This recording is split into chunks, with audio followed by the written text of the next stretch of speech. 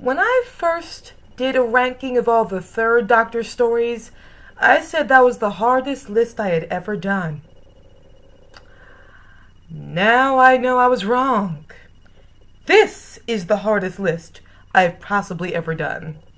Hello guys, welcome, or if you've already seen my channel before, welcome back. I'm the Philadelphia Whovian, and for this video, well, it's going to be a two-part video. Well, two parts to the video, and that's part 1 and part 2 of a ranking of all the fourth Doctor stories, starting from my least favorite down to my most favorite. And I'm going to give it right off the bat and tell you, okay, when it comes to the Doctors, some Doctors, their eras are a stream, others are a river. And then there's the fourth Doctor era, which is a freaking ocean. Like, literally, the fourth Doctor era is an ocean. This man was the Doctor. Tom Baker played the fourth Doctor for the same stretch of time as 3 actors played the Doctor in New Who. The 9th, 10th, and 11th Doctor's eras was pretty much all around the same amount of time as the single fourth Doctor era. This man's era spanned 3 Doctors in New Who.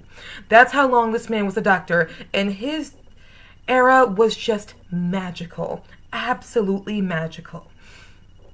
And I know, each to his own, of course, but for me, this is my favorite era of Doctor Who. And I know that's cliche to some people. I don't care about being cliche if it's the right way to be. And the fact is, the fourth Doctor's era was a magnificent, beautiful time of an ocean. But here's the thing.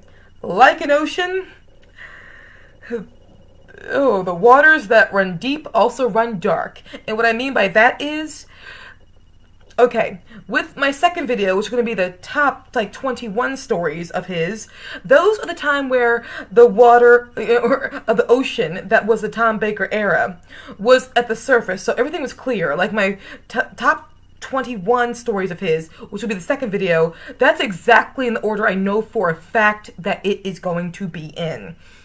But with this video, we're ranking the least, my least favorite 21, which is still, a lot of them are pretty awesome.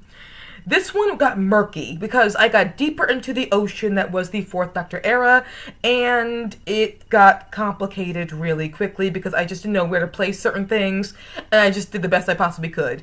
Really, the only 2 that I know for a fact are in the right place are the bottom 2, because they're my least favorite stories of the fourth Doctor era. So without further ado, I'm going to get into this list, but be warned, I'm not going to spend much time on each entry so this video does not get too long. We got a lot of stories to cover. Okay. So, ranking at the very bottom, which I believe is number 42, we have Underworld. Oh dear God, this is painful because the first episode of Underworld started out so good to me. There was so much promise. I was like, whoa, I've heard this story wasn't good, but what's the problem? Then I got to the second episode and the third, and it was so bad I just did not have the impulse to watch it anymore. And I don't know if it's because the script is bad, yes. Overall, not bad, but the script is just not good. It's not pleasant to look at of an episode.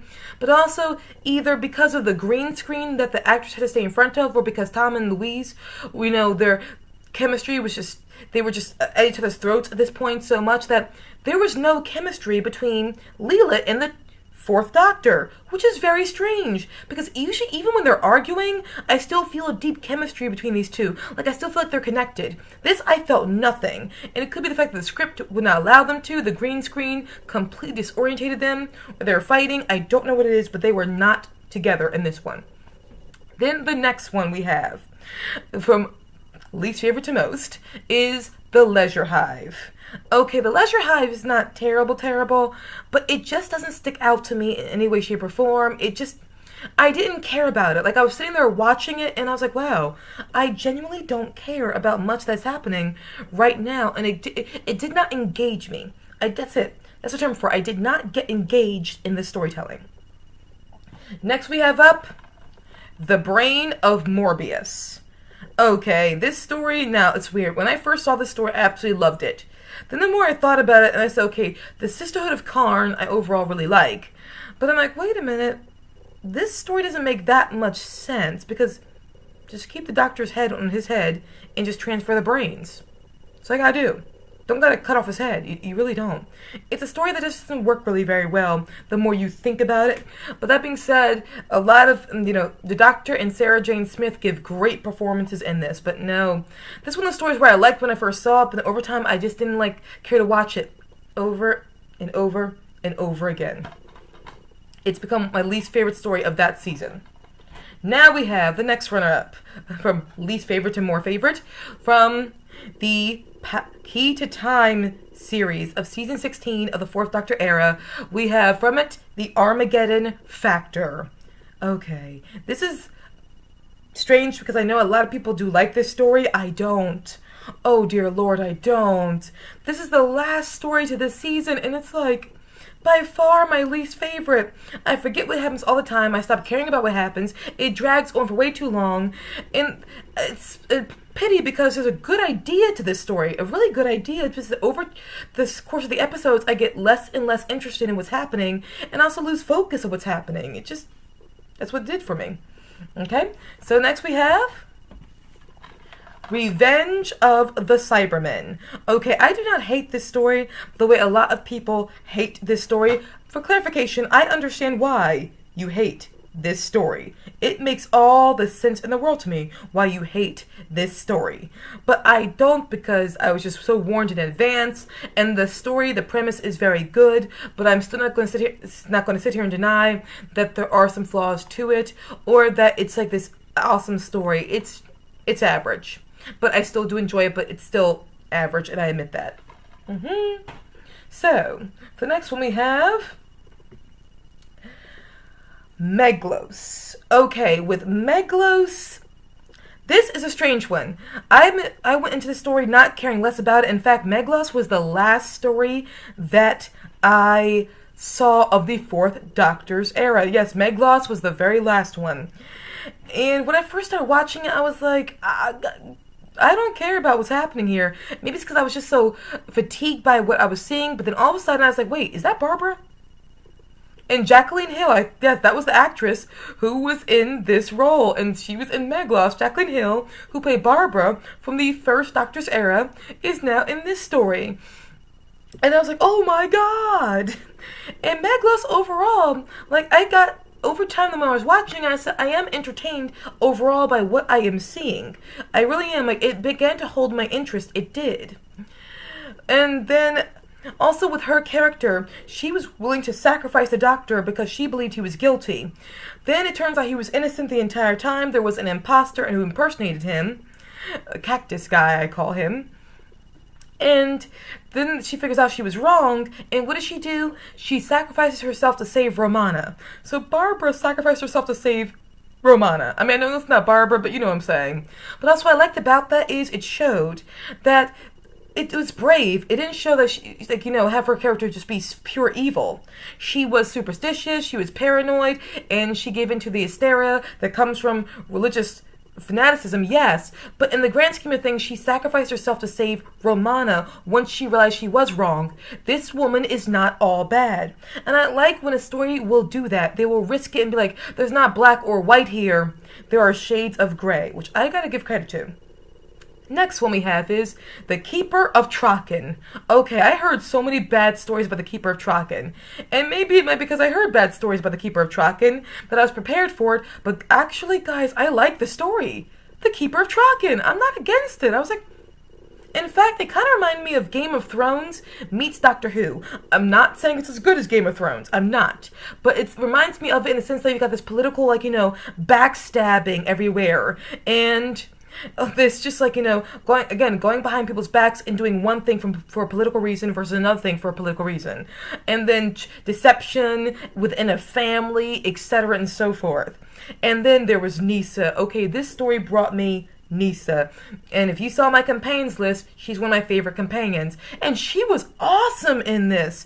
Nisa was so awesome, and there was one scene where she holds she's like aiming a gun or something at the guard, saying for them to drop the key so she could get to her father and the doctor. And at this point, I said, oh my god, it's going to clearly do that classic, Doctor Who thing where you're holding a gun up at somebody and then your attention gets, you get distracted and they disarm you. And I was waiting for Nyssa to get disarmed. No! Nyssa, they tried to jump at her and she shot them both. Yes! I was like, oh my god, thank you, Nyssa, for breaking pattern. You are a gorgeous, gorgeous woman. I love you. Because she completely broke pattern. She just shot them. I was like, Nyssa, you're the best. And clear, she stunned them. She didn't kill them. But I was like, go, Nyssa. I like you, Nyssa. You're awesome. Okay, so for our next runner-up, we have the Invasion of Time. Okay, with the Invasion of Time, overall, this story I really like. And then we get into the last episode, which doesn't ruin it for me, but it's like, I just wish they had found better places to film the interior of the TARDIS. I really do. Just find better places. Oh god. I just wish they found a better place for the last episode where the Centaurans just walking around chasing the Doctor and companions through the TARDIS. I'm like, you couldn't find a better location for this? And then with the way Leela leaves the show, I mean, I can't hold that too much against the show because they wrote this episode and the writers and everybody else was hoping that Louise Jameson would change her mind and stay. Because even though she and Tom would argue with each other, they really wanted Louise Jameson to stay on board. She said, no, I want to leave after this episode, but they were kind of in denial and they wrote it in a way that as they filmed, Leela could still stay. It wasn't until the last episode they're like, oh crap, Leela has to leave because Louise does not want to stay. And so they came up with this cockamamie way of her exiting. I can't blame them for that because they're like, they were hoping she would stay, and I know why. I see why. But it's a good story overall all around. The Doctor is insane! Like, I love when the Doctor is a madman, and my god, the fourth Doctor in this episode is a madman. Oh, he is just like, my Doctor, you out-madmaned the 11th Doctor. You're just mad. To the point where it's almost scary. Next episode we have is Robot. Okay, Robot is a story where it doesn't offend me or any way, shape, or form. It's just not my favorite first story for a Doctor when he has his first time as the Doctor. It's a story that I don't hate or love too much. It's neither here nor there. It's fine in many moments. It's got great aspects to it, except for that, I mean, then there's that point at the end where it's like, this is like King Kong, where Sarah Jane Smith is in the robot has been enlarged and he's carrying Sarah Jane Smith around. I'm like, this is, King Kong for you. It doesn't ruin it for me, so it's a perfectly fine story, but I'm just, don't love it. I don't hate it either, it's just okay. Next one we have up is we're going to get a lot of hate from people that's, this low in the list of rankings. But we have the Ark in Space. Okay, with the Ark in Space, I like the story overall, but for me, the main problem is the pacing issues. This is a story that I just think would have been better as a 3-parter where everything was condensed, because it feels like the story just drags and the camera lingers too long on things. And for me, it's like, this could work if the music was really good, but a lot of times it's happening and there's no music, so it just feels like dead space. It just feels like, I never feel like the energy was ever into lots of the parts to this episode, because everything was just dragged out. I'm like, if you just quicken the pacing for things, I would feel the tension of things more. Or if you had better music to really bring the tension and make things really frightening, I would be scared. And at first I thought it was just the bad special effects, because the effects in this are really not that good. You've got these large insects being completely propped up on sticks and just bouncing around. It's not good special effects, but I would forgive it again if it was just a tighter thing. The story itself is fine, it's just that simply the pacing, it never gathers momentum, the action's not there. I'm not talking about, I don't need people shooting and I'm okay with being wordy. I'm fine with the story being wordy. But it feels like the action has to keep on going. It does. In the sense, when I say action, I mean, where is the action? And the action is in the pacing of the dialogue or the action itself. Either way, as long as the dialogue, everything had kept going, or there was more action in it, either way, that would have helped it. For me, I know people love this story, but there were just pacing issues in it. Okay? Then we have The Creature from the Pit. Okay, I actually overall enjoy this story. I really do. I think it's very good. I love the atmosphere of it. Romana 2 has some of the coolest clothes I've ever seen on a companion. But she wears them only in the way that she could wear. The rest of us girls wore those clothes that Romana 2 wears. We look so hideous, but she makes it work.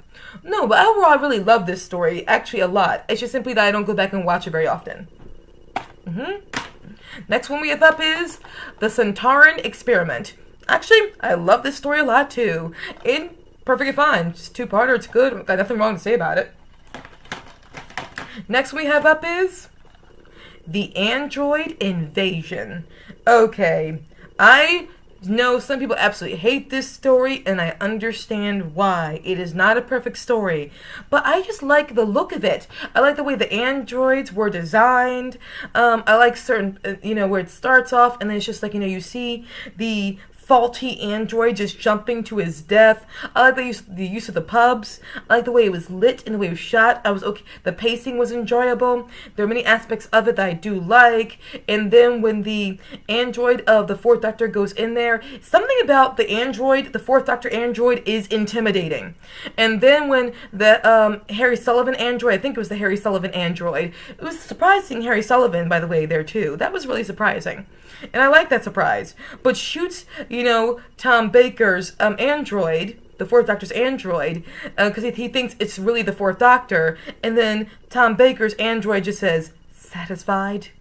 I was like, whoa, that was awesome. But that being said, I know this story has flaws. I really do. Like, at some point, like, where there's, like, one android moving when it shouldn't be moving anymore because they're supposed to have frozen. Something like that. I know it's not perfect, but there's something about it I just enjoy for some reason. That's just me. Next one we have up is... Oh, a lot of people hate this story, but I understand why. I do. But I like it somewhat. Planet of Evil. Okay, I am not saying this story is original at all. It's not. It was actually inspired by a movie, I think, that came out before it. I forget what that movie is called. But I'm okay with that because I've always said, I'm okay with the Doctor Who sometimes copying other things as long as the thing it's copying is very popular and got a lot of kudos and credit and, accolades, be them verbal or in the physical realm of accolades like an award. And the movie that it clearly was based off of, I know some people think it would be plagiarism, but for me it's like the movie was already popular the time period it came out in. So it's like, I'm fine with it, just taking elements of that because it's like, only if it was a story that was not popular, it was like a fan fiction novel that somebody stole from and made an episode, that's when I'd be really angry. But I like the look of Planet of Evil and the idea of a planet that is just made of antimatter and then it's like it becomes corporeal and sucking the ship back towards itself. I mean, it's just an evil, evil, scary place. There's something about this I just enjoy watching. Guys, I'm sorry, I just do. But I see why people do hate this story, I do. But overall, there are lots of this I do like. And above all, I love the Doctor and Sarah Jane Smith in this so much. So very much. And once again, it's a story that, because of the atmosphere around it, I feel like I was never bored. I enjoy the pacing overall. It was very, very well directed. Then we have, from the E-Space trilogy, Warrior's Gate. Okay, Warrior's Gate is interesting. When I first saw it, I was amazed and blown away by it, and I loved it. And then I watched it again, still loved it. Then I watched it again, I liked it less. Then I watched it again, I liked it less. Then I watched it again, and I said, oh no, I do remember why I overall do like this story. The only way I can phrase it is, with Warrior's Gate, treat it like the 2001 Space Odyssey of Doctor Who. Where it's like, you don't always understand things, but... by God, is a genius in a very, very unique way. That's all I can say about that. It just is. But Warriors Gate is how I look at it as. And I'm sticking by it. A lot of good stuff to this story. It really is. And then next we have up is The Mask of Mandragora. Okay, this again, very good story. It is actually, the Mandragora helix is a good idea, and them getting sucked into it, into the world they are, but also seeing a different console room or console unit and control room, which was in this, that was unique as well. No, it's overall a very darn good story. I don't go back and watch as often as others. I don't have the impulse to, but that doesn't stop me from knowing that it is still a darn good story. Then we have next, another one I don't own, but it's because it's usually so expensive, Nightmare of Eden. Okay, I know some people who think this story is like the worst thing ever. I had fun watching it. I can't explain why. I just can't. But I genuinely did have fun watching it. And it's like the Doctor Who commenting on drug issues, but doing it in a way where it still felt like it was not preaching at you. It was just telling a story. And it was doing it in outer space. So taking, drug problems that were circulating in the world we live in now and putting them in outer space. Drug trafficking, smugglers, etc. and so forth. I, don't hate that story. I can't explain why, but I just do like it. Okay, the next we have up, oh god, I'm going to get really hate for this being so low, because it usually holds the best of this series, but from the key to time, The Androids of Terra. Okay, guys, I love this story. I know it's good. I understand why you guys think it is the best of this season. Just for some reason, it's not my favorite. I don't know why. I wish it was, but the fact is, even though I love it, it's just not my favorite from this season. That's just where it fell. But guys, if this is your favorite of this season, I get why. I'm just human, which means I see things through a subjective eye. That's all it is. Next we have up is, from this same season, The Pirate Planet. Okay, I know some people think this is not the best one of this series. I understand why, but I freaking love it. And I love the Doctor and Romana in it. When Romana gets captured and she just hands them the object and says, alright, well then, and gets into the car and says, I expect you know the way. To when they arrest her, she gets in there first and they fly off with her, and then she gives them a lecture on how it could be done faster. Their car could, ride faster through space. And the idea of the pirate planet, of a planet that is eating other planets. And it turns out it was actually a woman who was using the captain for her own ends and to make herself young all over again. For me, that was a surprise. And the fourth Doctor, things I like about the Doctor is when the Doctor can go from serious to comedic back to serious and can do those beat changes so very well. And Tom Baker shows how he can do it in this season. And I like Romana 1. I like Romana 1 and Romana 2. I know some people don't like Romana 1, but I like her. That's where it goes. Next we have sorry, it's so low, okay? I really am. Just where it fell. The Pyramids of Mars. Okay, there's a lot about this story I overall do really like. I like the idea of Sutekh. Love the idea of Sutekh in this story. Again, I always said I love when gods or mythological characters from religion or folklore make appearances in Doctor Who because it broadens the Doctor Who universe. It really does. But it's just simply that the fourth Doctor, Tom Baker... Okay, Sarah Jane Smith really, she carries this. Elizabeth Sladen did an excellent job with this. But Tom Baker, he was having problems with the director in this one, and it kind of shows. It just does. And it kind of holds me back a bit for it. It kind of holds it back a bit for me. But overall, no, I do enjoy a lot of elements to this, and again, I like that Sutekh was there. Love when you bring in, mythological characters or religious characters to broaden the Doctor Who world. Okay, now... the next one and last one I believe we have for this video is from the E-Space Trilogy, State of Decay, which is part 2. I love this story. I really do. It just got this place on the list because I don't watch it as much as I watched the other ones before it. But State of Decay is a story that when I first saw it, I hated it because it was just so, for me, it was ugly to look at. But then I saw it again, I said, oh my god, this story is genius. absolute genius. It really is. And the idea of vampires really being in Doctor Who, this is why I love the Fourth Doctor era. Like the Fourth Doctor era, the writers in this era broadened the world of Doctor Who so much. They gave us zombies. I mean, we didn't see the zombies, but they were mentioned. And then we also got vampires as well. We got an Egyptian god and many other things, and I had to give such credit to it. But the actual story to this, so cool. And them impaling the actual vampire with like parts of the ship, I'm like, oh my god. Go Doctor Who! So awesome. Okay, so this is my first video of my ranking of the Fourth Doctor stories from least to most favorite, like least favorite to most. I can't say anything's fully bad because there's always something to gain from the Fourth Doctor stories. And I hope you join me again for the ranking of the top 21 stories. I hope you had fun so far. So, what is your ranking? I hope to see you again very soon. And again, Fourth Doctor era, so cool. Hope to see you again soon very much, guys. I really hope to.